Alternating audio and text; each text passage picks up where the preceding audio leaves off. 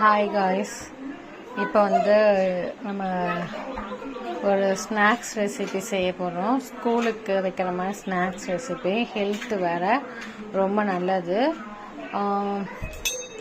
இப்போ என்ன பண்ண போகிறோம்னா, நம்ம ஆல்ரெடி வந்து நான் 200 வேர்க்கடலை வந்து எடுத்து ரோஸ்ட் பண்ணிகிட்ருக்கேன். இது வந்து நல்லா ரோஸ்ட் பண்ணும்.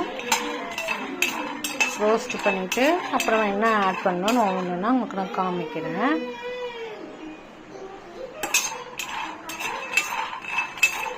இப்போ தான் வதங்கிட்டு இருக்குது.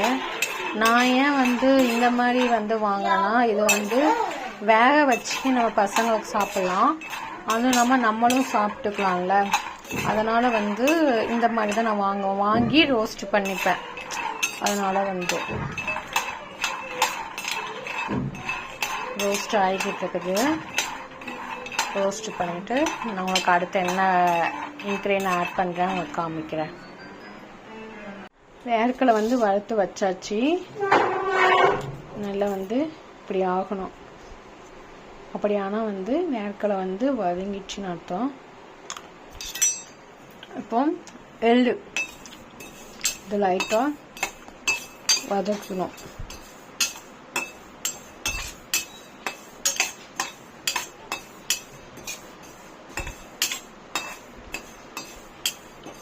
அது வந்து இதை வந்து லைட்டாக கிச்சன் மாதிரி வெடிக்கும்ல, அப்போ வந்து நம்ம ஆஃப் பண்ணிடணும்.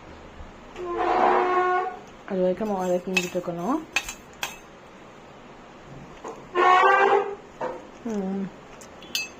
இப்போ வெடிக்கும் பாருங்க, வெடிக்குதா தெரியுதா?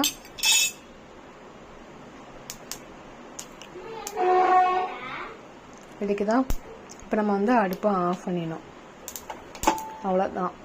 அப்படியே எடுத்து வெளியே தூக்கி கீழே வச்சிடணும். ஏன்னா அந்த ஹீட்லேருந்து கூட அது இதாகும். நம்ம அதுலேருந்து எடுத்து வெளியே வச்சிடணும், கீழே தூக்கி வச்சிடணும்.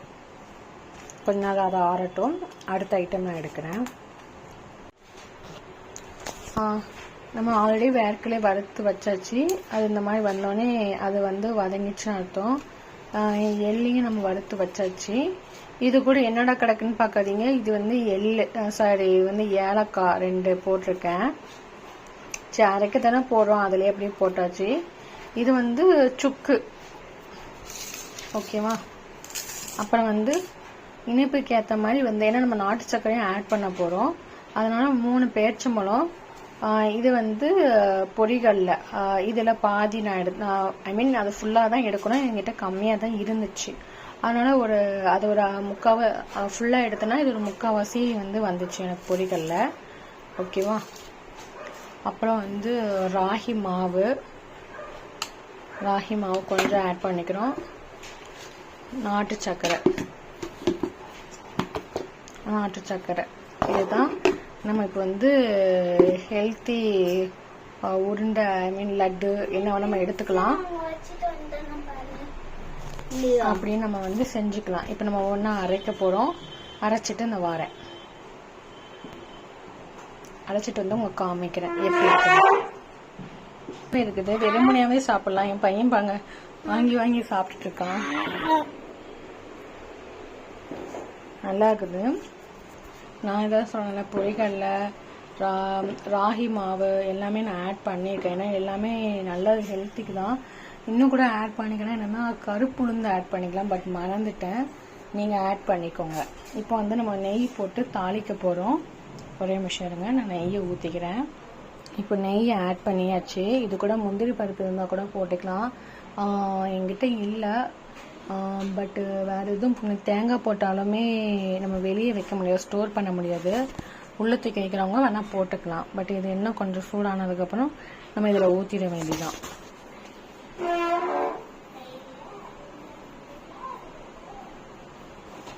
ஊற்றி மிக்ஸ் பண்ணி நம்ம அந்த கொழுக்கட்டை இப்படி பிடிப்போங்கள்ல, கையை பிடிச்சி உருண்டை கொழுக்கட்டைன்னு சொல்லிட்டு இந்த பிள்ளையார் சோத்துக்கு பிடிக்கிறாங்களே, இந்த மாதிரி கொழுக்கட்டை மாதிரி நம்ம பிடிக்கணும்.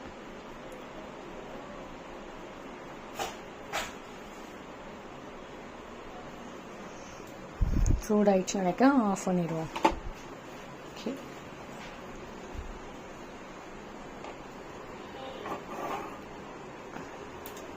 நம்ம ரொம்ப சூடாக நினைக்கிறேன். இதோட காட்டன் துணி இல்லையா அப்படின்னு.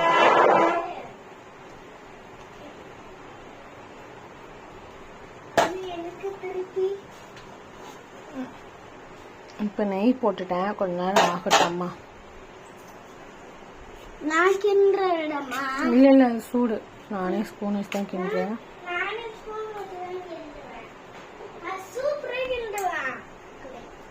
நீ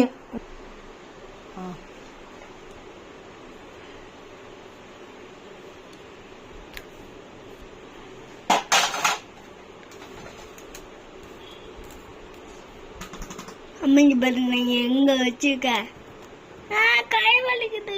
எடுக்கு எப்படி எடுக்கு எனக்கு கை வலிக்குது.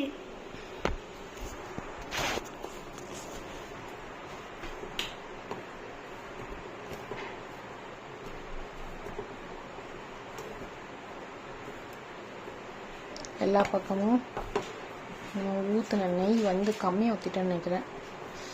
பட்டு எங்கள் வீட்டுக்கு வந்தோடனே சொல்லுவார், நெய் அதிகம் ஒன்று, நீ பார்த்துட்டு கூட வேணாம் ஊற்றிக்கலாம்.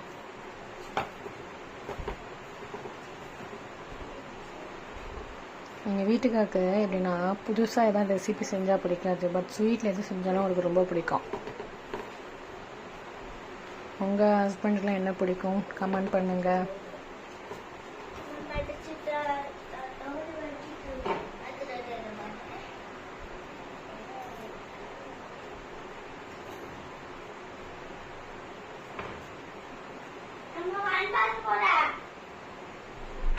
ஓகேம்மா, இப்படி தான் வந்து வரணும். நம்ம வந்து எல்லா உருண்டையும் அப்படி தான் பிடிக்க போகிறோம். பிடிச்சிட்டு நம்ம ஸ்கூலுக்கு நம்மளுக்கும் வீட்லேயும் சாப்பிட்டுக்கலாம், ஹெல்த்துக்கும் நல்லது, எல்லாத்துக்குமே பெனிஃபிட் தான். வந்து இதெல்லாம் வந்து இப்போ இந்த டயட்டில் இருக்கவங்கலாம் வந்து ஆக்சுவலாக சாப்பிட்லாம். இப்போ நானுமே கொஞ்ச நாள் டயட்டில் தான் இருக்கிறேன். இந்த மாதிரி தான் ஹெல்த்தியாக சாப்பிடணும், அதனால தான் நானும் இந்த மாதிரி செஞ்சு எனக்கு வச்சுக்கிறேன். அவ்வளோதான்.